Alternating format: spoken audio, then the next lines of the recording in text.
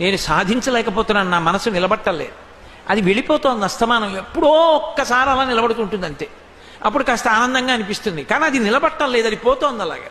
ఎక్కువ పోవడమే ఉంది, లిప్తకాలం ఎప్పుడైనా నిలబడుతోంది. ఇది హాలాహలం మీ పాలిట.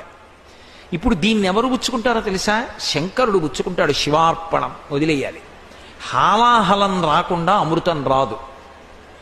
ముందు హాలాహలమే వస్తుంది, తర్వాతే అమృతం వస్తుంది. అంటే ధ్యాన ప్రక్రియ యందు మొట్టమొదట ఏదొస్తుంది అంటే మనసుని నిలబెట్టలేని స్థితే వస్తుంది. ఆ మనసు నిలబట్టలేదని తెలుసుకోవడమే మొదటి విజయం. దాన్ని శివార్పణం. ఈశ్వర, నా మనసుకి నీ చేసిన అలవాటు మీ అనుగ్రహంతో నిలబడేటట్టుగా అనుగ్రహించండి. దానితో పోరాటం చేసి విసిగిపోకూడదు, మనసుతోటి దెబ్బలాట పెట్టుకోకూడదు, అనునయించాలి. అవును, నీ తప్పే ఉంది, అలవాటు కోట్ల జన్మలుగా తిరుగుతూ ఉంటావు, ఏం పర్వాలేదు, లిప్తకాలం నిలబడ్డావా, ఆనందం పొందానా అంటే నువ్వు నిలబడితే ఇలా ఆనందంగా ఉంటుందని నాకు అర్థమైందా లేదా?